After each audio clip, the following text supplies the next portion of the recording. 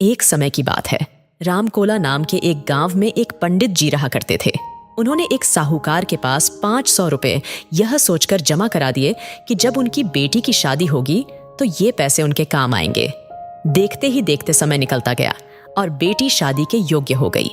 पंडित जी ने अपनी बेटी के लिए योग्य वर देखना शुरू कर दिया। उन्हें अपनी पुत्री के लिए एक लड़का पसंद भी आया, जिसके बाद पंडित जी साहूकार के पास अपने पैसे लेने गए। साहूकार ने उन्हें पैसे देने से इनकार करते हुए कहा, मेरे पास आपने कोई पैसे जमा नहीं कराए।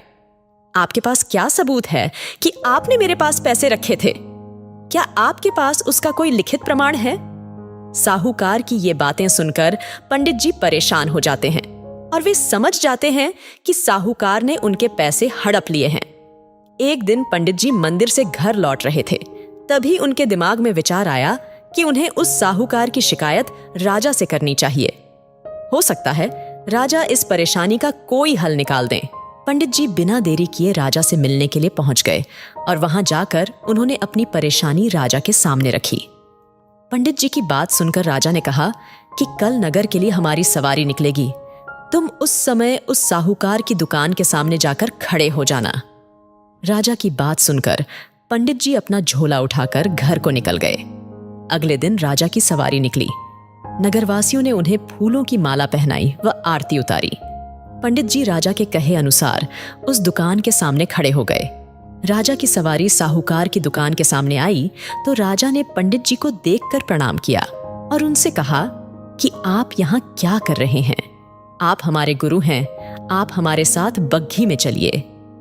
पंडित के बग्घी में बैठने के बाद साहूकार ने राजा की पूजा की और उन्हें फूलों की माला पहनाई। उसके बाद राजा की बग्घी आगे बढ़ गई।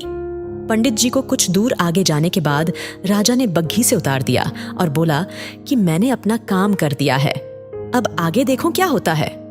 पंडित और राजा के संबंध को देखकर साहूकार सोच में पड़ गया और उसे घबराहट होने लगी कि कहीं पंडित उसकी शिकायत राजा से न कर दे।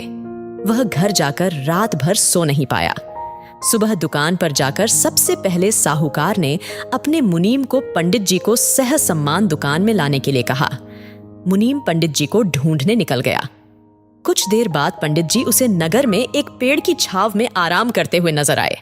मुनीम ने पंडित जी को कहा कि साहूकार ने उनको दुकान में लेकर आने के लिए भेजा है। मुनीम पंडित जी को सम्मान के साथ दुकान लेकर जाता है। साहूकार पंडित जी को आदर सम्मान के साथ बिठाते हुए कहता है, मैंने पुराने खाते की अच्छी तरह जांच की और उसमें आपने मुझे 500 रुपए दिए थे। इसकी जानकारी मिली है। यह पैसा पीछे 10 सालों से मेरे पास जमा है, जिस वजह से इसका ब्याज मिलाकर यह 12,500 रुपए हो गए हैं। फिर साहूकार उन्हें 13,500 रुपए देता हुए कहता है कि आपकी बेटी मेरी भी बेटी की तरह है, तो ये 1,000 रुपए मेरी तरफ से उसकी शादी के लिए हैं। साहूकार ने पंडित जी को 13,500 रुपए देकर बड़े ही प्रेम के साथ विदा किया। इस तरह पंडित जी को उनके अपने पैसों के साथ ही उसका ब्याज और शादी के लिए साहूकार की तरफ से 1,000 रुपए अतिरिक्त मिल गए।